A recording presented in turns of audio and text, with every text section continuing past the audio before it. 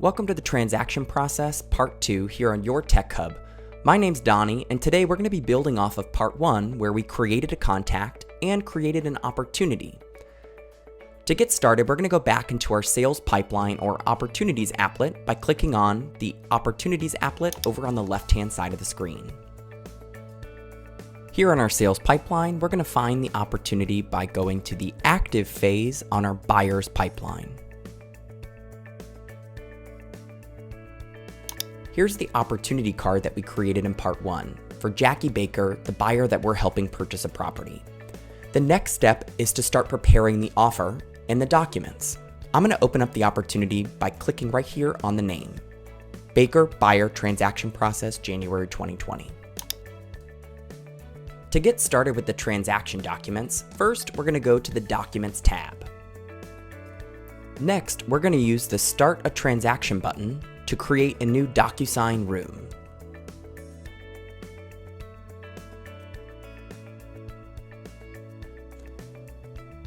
DocuSign is going to open in a new tab where you can enter in your login credentials, and it will create a new DocuSign room representing this transaction. Now that we have a new DocuSign room, the first place we're going to want to get started is the Details tab.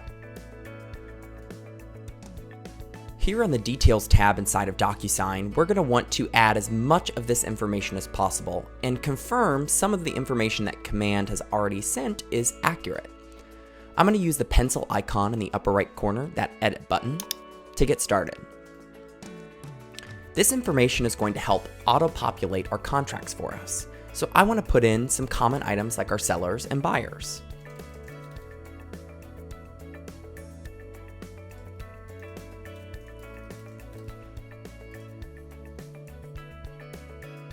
I've confirmed here that the location is accurate, the offer details are here, the contract amount, earnest money.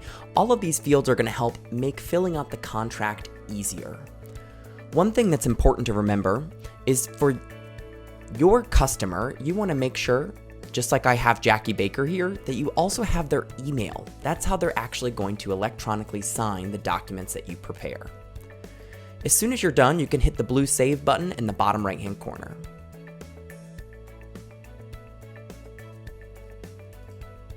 Now that our details have saved, it's time to go to the Documents tab and start adding documents to the room. I'm going to use the blue Add button in the upper right corner, and the first way that you can add documents is by uploading from your computer. Some of the most common cases for this is, just like we have here, a seller's disclosure that was provided by the listing agent. This is a PDF document that we'll need to add some signature fields to for our buyer to sign. If I hit the blue Add button in the upper right corner again, another type of document you can add are interactive forms from DocuSign. From here, I can either use the DocuSign Forms library to look through all of the libraries that are available to me, including the Florida Association of Realtors, the Stellar MLS, and then these are all individual brokerage folders containing custom broker documents that I have access to. Alternatively, I can use DocuSign Forms Group in the top drop-down, and these are curated groups of forms based on transaction type that my market center has set up. I'm going to go right here to the buyer single-family home or townhouse transaction, and here are all of the most commonly used documents when completing this type of transaction that my market center either requires, conditionally requires, or are optional additions. I'm going to choose the As-Is residential contract, the buyer's broker disclosure that my brokerage creates. I'm also going to choose my broker affiliations that my broker creates. Keep in mind that this tutorial is mainly about using the technology and providing the documents. This is not a recommendation on compliance or any sort of legal advice. As soon as you select all of the documents that you'd like to add to the room, I'm going to use the blue Add button.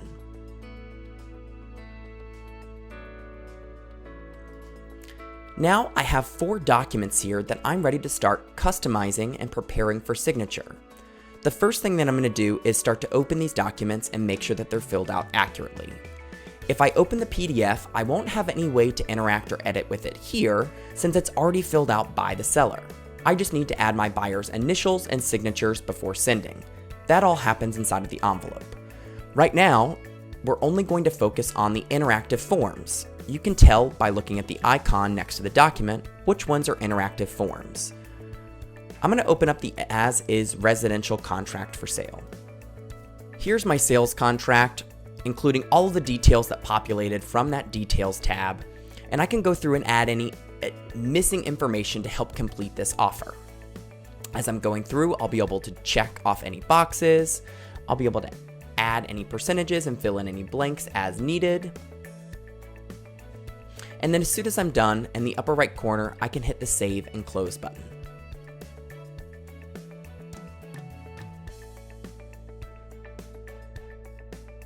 Next, here's one of the buyer's brokerage disclosure that my market center provides. We don't have anything that we need to fill out here, and remember those buyer signatures, since this is an interactive form, will actually auto-populate in our next step, so I don't need to add those here. I can just hit Save and Close.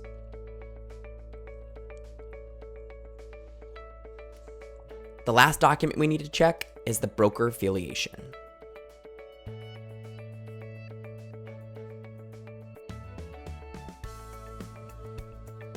I'm confirming that all of the fields are populating properly, and my buyer signature is going to be added in the next step as I create the envelope.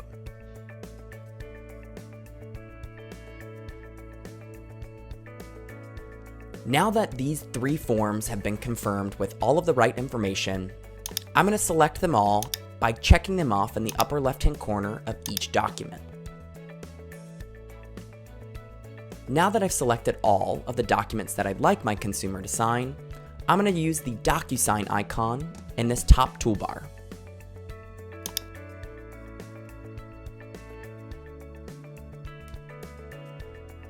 Now we're creating a DocuSign envelope to send to our consumer, Jackie Baker, for her to sign all of the important documents for the offer. At the very top, you're going to see the envelope name. I'm going to change this to 123 Main Street.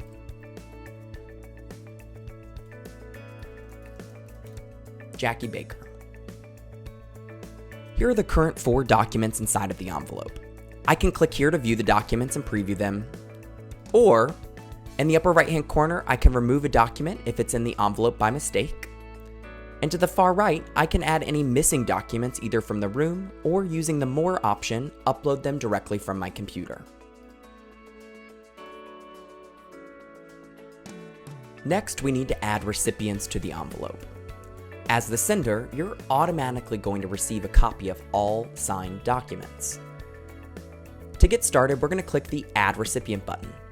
Whenever you're adding buyers or sellers to sign, you're going to want to choose the option Pre-Tagged Roles. I'm going to add Jackie as buyer number 1 by checking off this box here, and to the far right, this Select dropdown, I'm going to click and scroll down to choose Jackie Baker with the email address. You'll remember that we built Jackie Baker as buyer number 1 through the Details tab when we first created the DocuSign room. Now I can click Add Selected. The 2 other types of recipients could be room participants. That's going to be either your broker if they need to sign documents, or co-listing and co-buyers agents that are within the DocuSign room. The last option is by email address. This gives you a way to share signed documents with a transaction coordinator or a lender. You could actually click right here under Needs to Sign and say they just need to receive a copy, add their full name and email, and they'll receive a copy of all signed documents once the envelope is completed. Lastly, you can customize the message. What would you like the email subject and message to be? I'm going to say, please DocuSign 123 Main Street.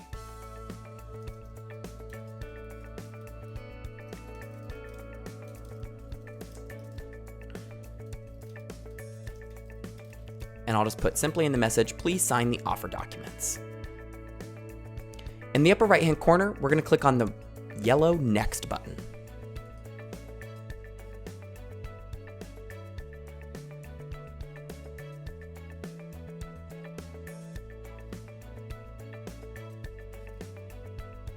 This last step is where you can put any finishing details or touches on the documents.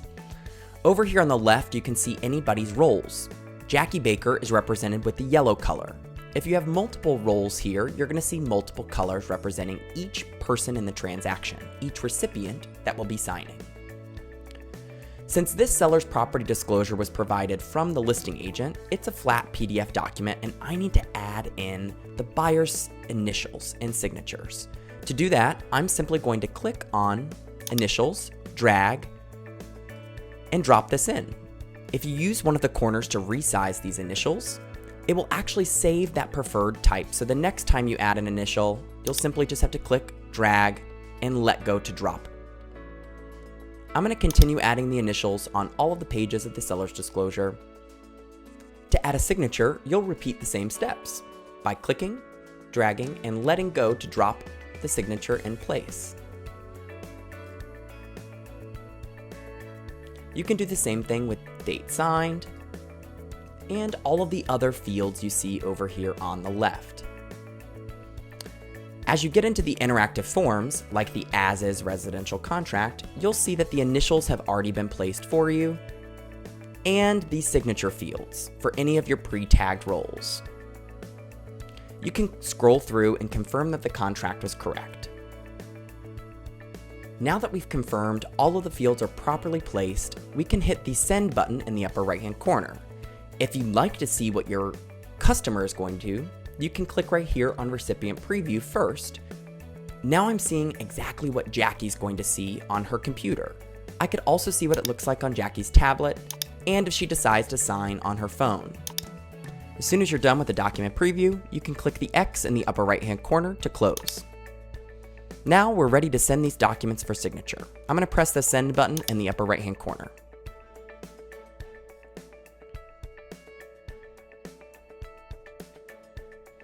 We've just prepared an offer for Jackie Baker to purchase 123 Main Street.